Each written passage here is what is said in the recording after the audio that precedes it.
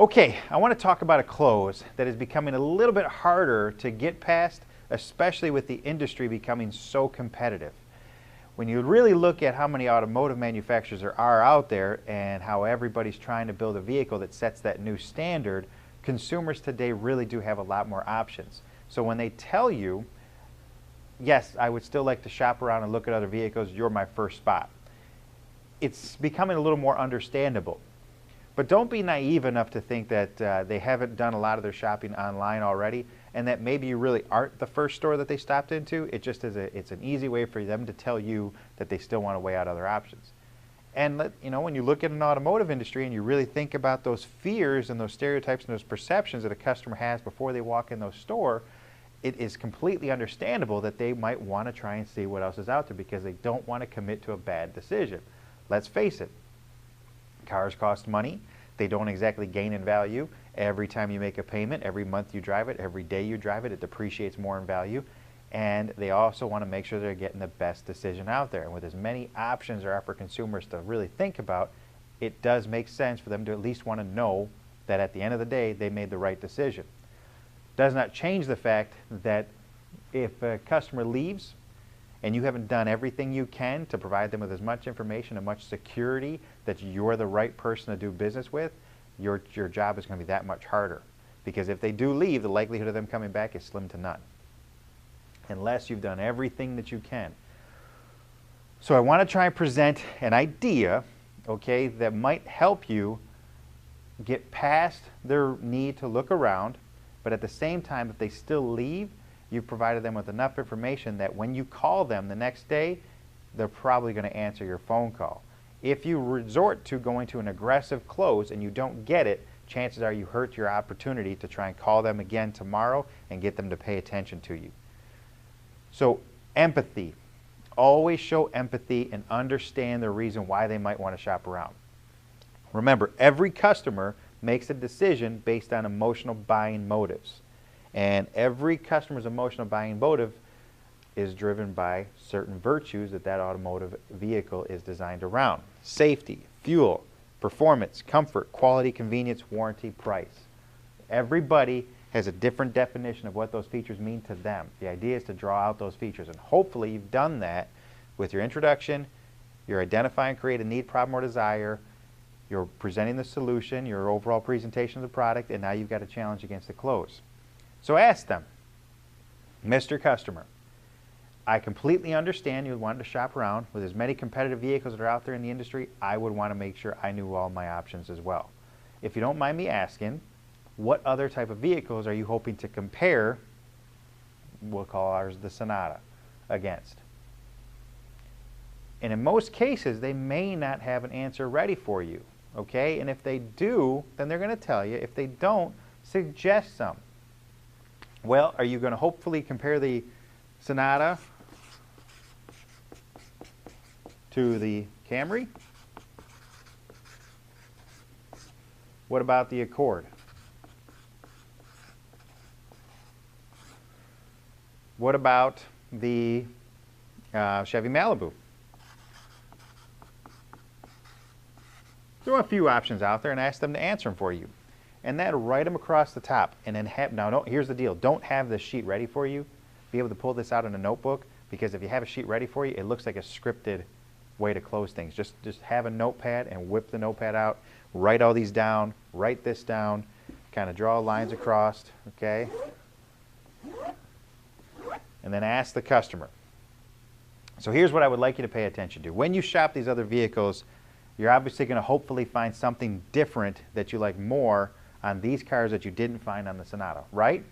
That's what the whole point of going to look at them for. So I just want to maybe bring some awareness of where the Sonata may stack up against these other cars based on these virtues. Is that okay? Yes.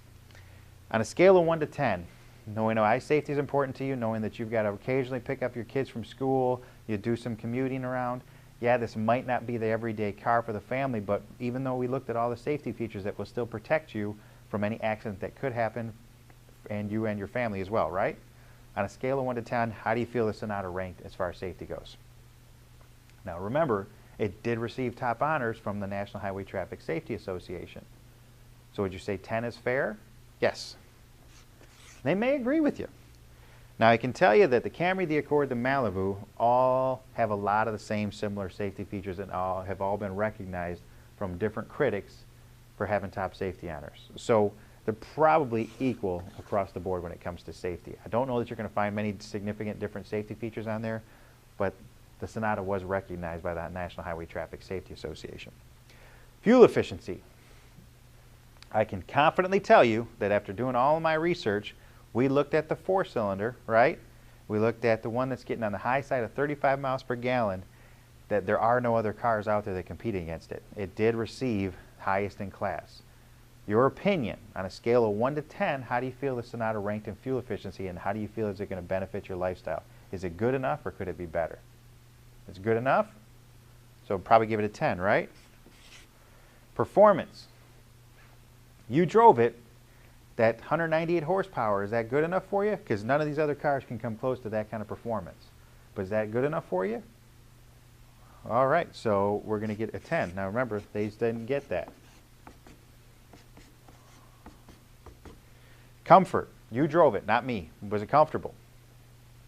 Were all of the features and all the dash components, were all the buttons, or did they feel convenient for you? I mean, as far as your everyday driving habits, when you're putting your coffee in the center console, reaching around to the back seat, the visibility around the windows, how was that car for your everyday driving experience? How did you like it?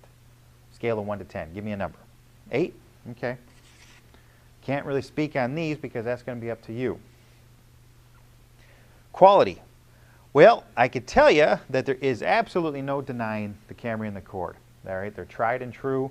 They've been put through the test. They've been put through the ringer, and they've been becoming as one of the most consistent quality ratings that are out there.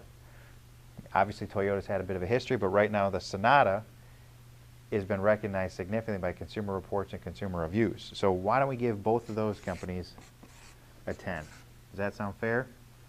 And Malibu, it's a good car, but it hasn't been recognized like these other three. Does that sound fair?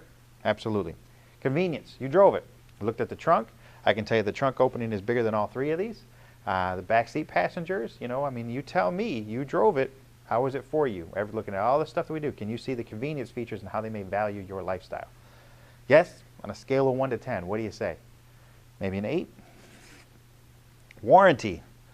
Well, 3-year 36, 3-year 36, 3-year 36, 5-year 60, 10-year 100,000 powertrain, 5-year unlimited mile roadside assistance.